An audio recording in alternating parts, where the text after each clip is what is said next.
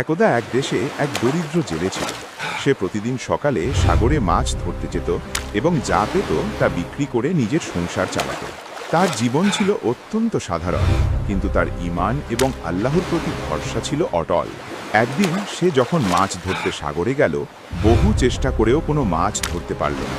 দুপুর গড়িয়ে বিকেল হলো, কিন্তু তার জালে একটিও মাছ পড়ল না। তার মনে গভীর দুশ্চিন্তা দেখা দিল, কারণ আজ মাছ না পেলে তার স্ত্রী সন্তানরা না খেয়ে থাকবে। অন্ধকার নেমে আসার উপক্রম, কিন্তু তখনও তার জাল খালি। অবশেষে সে অত্যন্ত বিনয় ও ইখলাসের সাথে 2 রাকাত নামাজ আদায় করল এবং আল্লাহর কাছে দুহাত তুলে দোয়া করল, হে আল্লাহ, তুমি তো জানো আমি শুধু তোমারই উপর ভরসা করি। আমার পরিবারের রিজিকের জিম্মাদার তুমি। আজ যদি আমি মাছ না পাই, তবে আমার পরিবার না খেয়ে থাকবে। তুমি আমাদের একমাত্র ভরসা। দয়া করে আমার জালে কিছু মাছ দান করো। তার দোয়া শেষ হবার পরপরই সে আবার জাল ফেলল। এবার যখন জাল টেনে তুলল, দেখল তার জালে একটি বড় চকচকে মাছ আটকা পড়েছে। এমন সুন্দর ও বড় মাছ সে আগে কখনো দেখেনি। মাছটি দেখে তার মুখে হাসি ফুটল এবং সে আল্লাহর শুকরিয়া আদায় করল। সে ভাবল, এই মাছটি তো খুব মূল্যবান, এটি বিক্রি করে আমি অনেক টাকা পাবো, যা দিয়ে কয়েক দিনের সংসার চলে যাবে। এই চিন্তা করে সে মাছটি নিয়ে বাজারের দিকে রওনা হলো। এদিকে সেই দেশের বাদশাহ গুরুতর অসুস্থ হয়ে পড়েছিলেন।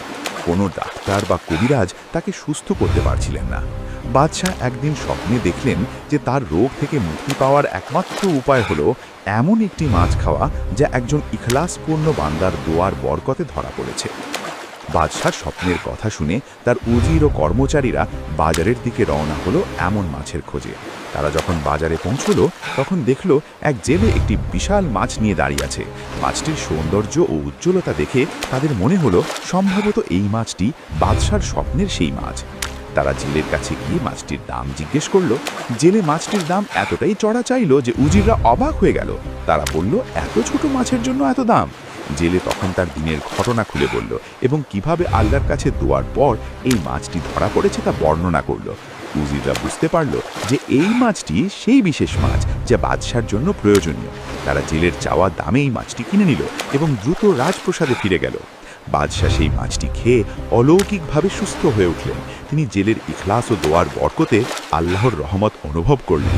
বাদশাহ জেলেকে ডেকে পাঠালেন, তাকে প্রচুর ধন সম্পদ দান করলেন এবং তার দরবারে একজন সম্মানিত ব্যক্তি হিসাবে স্থান দিলেন। গল্পের শিক্ষা: 1. ইখলাস ও নিয়াত। আল্লাহর কাছে কোনো কাজের মূল্য তার পরিমাণ দিয়ে নয়, বরং ইখলাস বা আন্তরিকতা দিয়ে নির্ধারিত হয়। 2. দোয়ার শক্তি। বিপদ